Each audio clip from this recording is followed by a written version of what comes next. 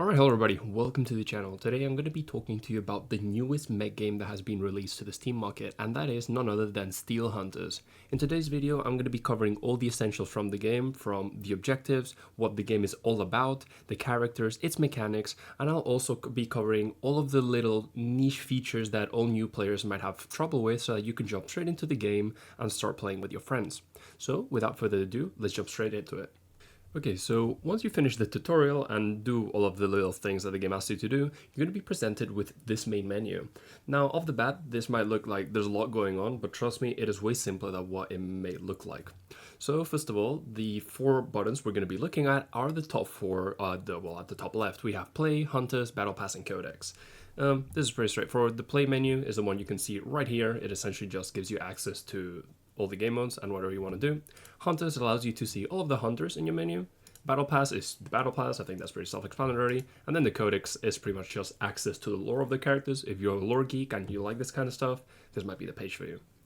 So either way, going back to the play section, in the play section we're going to be seeing quite a lot of options. First of all, we're going to have access to our missions to the right of the screen. As you can see, there's three different archetypes of missions. We've got daily, combat, and season missions.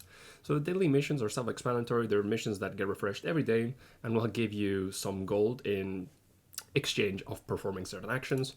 Combat missions are missions that are dedicated to specific hunters, normally giving you what I like to call free experience score. Not really sure what they are, but you essentially use them just to get free experience straight off the bat.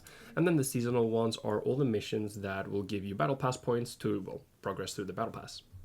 Apart from that, there isn't anything else way too interesting. At the top right, you can also see you can access essentially your stats menu. You can look at all your characters, you can look at your statistics, and you can look at your account level. Now, all account level really does, besides, well, having a bigger number, is it just gives you compensation. Depending on the levels you gain, you'll get access to gold, constructs, as well as platinum, that's what it's called, which will allow you to progress and unlock new hunters, as well as level them up as you play. So, with that covered, let's jump straight into the hunters. So as you can see by the hunters menu, as of currently we've got access to 7 unique hunters. 2 of them belonging to the Coldfire PMC, 3 of them from the Scrappers, and then we've got a Syndicate hunter and the Wildcards. Now, these 4 roles or names are not very important. They're just essentially the clan these hunters play for. What you're more interested is in the actual hunters themselves. Now, in order to unlock these hunters, you're gonna have to get 5 constructs in your hands, which is pretty easy. As I mentioned, you can just get those by leveling up, and you'll be able to individually unlock them and play them. So now that we have that out of the way, what hunter should you play? Well, I'm going to give you a brief explanation as to what each hunter does, what their role is, and hopefully in future videos I'll be able to jump more into depth. But for today, I'm just going to kind of give you an idea of what they do, right? So as of currently, Razorside is the jack of all trades. This character doesn't necessarily do anything too well, but he doesn't lack anything either. He has 2 basic abilities, which are his shield recharge. It allows him to, well, recharge his shield, and he also has access to a frag grenade, pretty self-explanatory. This character has decent burst damage, has decent survivability, but is reasonably slow and has low ammo. So it is a character that relies on quick engagements and disengagements and trying to slowly lower down your opponent. Trenchwalker is the medic of the game. He's pretty self-explanatory. He has a leech gun and a hybrid grenade. The leech gun is an ability that, well, gives him access to the gun that can heal your opponents as well as deal relatively high damage to the enemies. During this ability though, Trenchwalker does become relatively slow, so you need to use this ability wisely, otherwise, well, you'll be stuck in position. As for the hybrid grenade is essentially a deployable grenade that will heal your allies and yourself and will damage the enemies, allowing you to essentially outtrade and DPS opponents, as well as pretty much working as some sort of sustain for your teammates.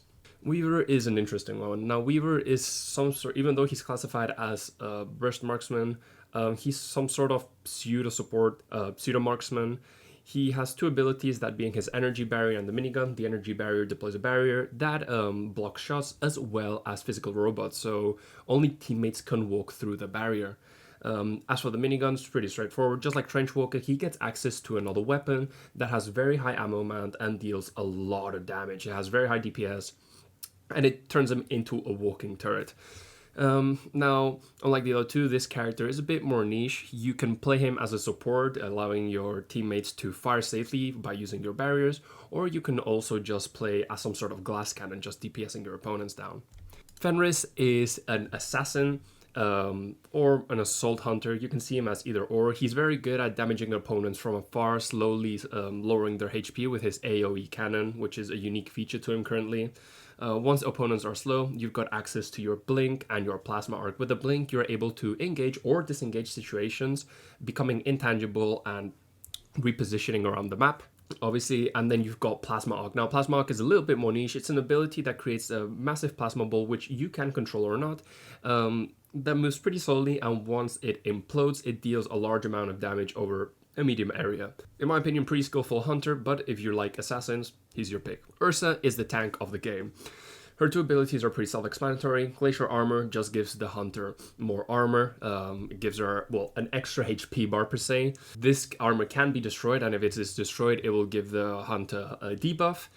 Otherwise, well, it essentially just breaks and does nothing else. And then she also has her missile barrage, which grants her access to a barrage of missiles that deal a lot of damage, so you want to watch out with this one. Heartbreaker is a sniper of the game, pretty straightforward. She has a stealth ability which makes her invisible for a few seconds, and during those seconds she can heal and has other passive abilities. Very good to reposition or disengage from a fight if you get lowered. And Sonar Pulse is just a way of detecting your opponents. It also has other passives, but essentially that's it. Very good character to play pretty much with most hunters, I'd say. It's just a stereotypical sniper. And lastly, we've got Prophet. Prophet is a pretty unique hunter in of itself. I think he is a support class who specializes in area control. His ability Sentinel Drone lets him summon a drone that will detect opponents, shoot them with a machine gun, and occasionally also barrage them with a bombardment that deals medium amounts of damage.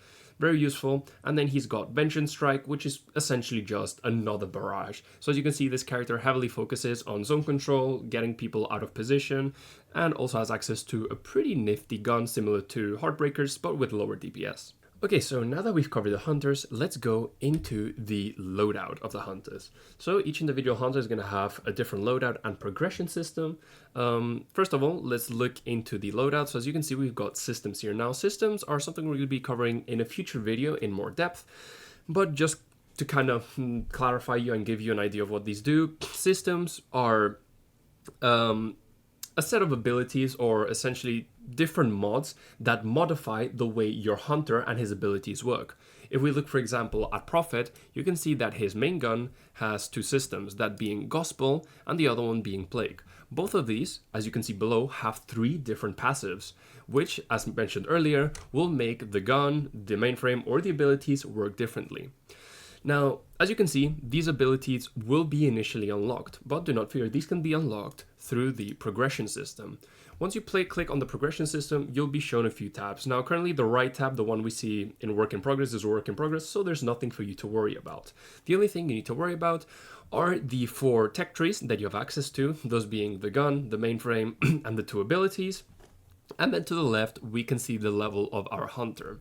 We will have the option to boost the progress of this by using the free XP or Starfall that you'll get access to. And what leveling up your hunter will do is it will give you access to these system points, which we can see to the top right.